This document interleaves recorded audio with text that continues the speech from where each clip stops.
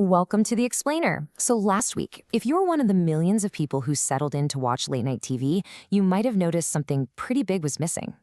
We're breaking down how a single comment managed to spark a massive network war that could actually change what you get to watch on television. Okay, so this is the big question everyone's asking. One night, Jimmy Kimmel Live is on the air, just like it has been for decades. The next, poof. For millions of people, it just vanished from their local ABC stations. And the whole problem really boils down to this one number, 70. That's roughly how many local ABC affiliate stations, which are owned by just two massive media companies, are flat out refusing to air the show. We're talking about a huge coordinated blackout. Even the host, Jimmy Kimmel himself, had to address it. And when he says 20% of the country, let that sink in. This isn't just a few stations in small towns. This is a significant chunk of the show's entire national audience being cut off. So how in the world did we get here? Well, this entire firestorm, believe it or not, can be traced back to a single comment made on the air. And what's just wild is how fast this whole thing blew up. You go from one controversial line in a monologue to Disney actually halting production for a week because of the backlash.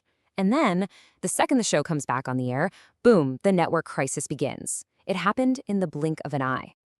Now, when he did come back, Kimmel didn't shy away from it. He addressed the controversy head-on, got pretty emotional, and made it clear what his intent was. But, and this is a big but, he very pointedly did not give the direct apology that some groups were demanding. And that brings us right to the heart of it, because at this point, this isn't just about a comment anymore. Nope. This has ballooned into a high-stakes corporate chess match between Disney, who makes the show, and some of their most powerful partners. So you've basically got two sides staring each other down. On one side, you have the creator, Disney, whose main goal is just to get their show back on the air everywhere.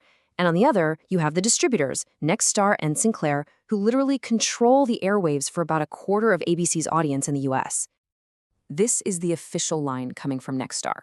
You'll notice the language they're using. They're framing this as a duty to their local communities, saying they need to evaluate the show's content. So they're not calling it censorship, they're calling it community standards.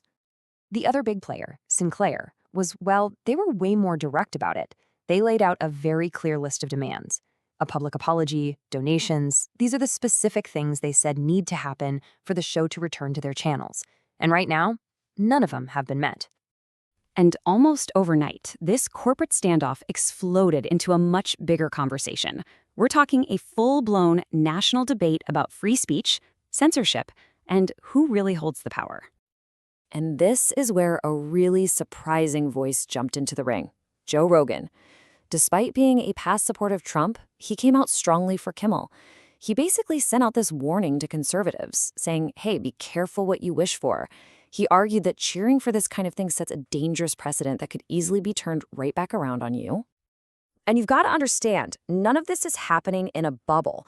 You have the chairman of the FCC publicly talking about broadcast licenses, which is a huge regulatory threat. Plus, both Disney and Nexstar have these enormous business deals hanging in the balance, waiting for FCC approval. Suddenly, a fight over a monologue becomes a very complicated political game. So with the battle lines drawn and millions of viewers literally left in the dark, the question we all have is, what happens now? What is the future for Jimmy Kimmel Live? From what we can see, there are basically three ways this could all play out. Path number one is the peaceful one. They keep talking behind the scenes and figure something out. Path two is an all-out war. Disney could sue them for breach of contract. And path three is the creative option, where Disney tries to find a clever way to just bypass these stations altogether. Now get ready for this, because this part of the story is a real head-scratcher. According to insiders, the show itself actually loses about $20 million a year for Disney. So you might be thinking, why fight so hard for a show that's losing money? And that is the key. You see, even if the actual production loses money on paper, the show as a brand is an absolute cash cow. It makes a ton of money from affiliate fees, from big-name sponsors, and from its massive online presence. It's an entire media ecosystem, not just an hour of television. So when you strip everything else away, you're left with this one giant question about where our media is heading. Is this whole thing really a battle to protect community values, like the station owners claim, Or is this just a raw power play, a fight to decide who gets to control what you, the viewer, can and cannot watch?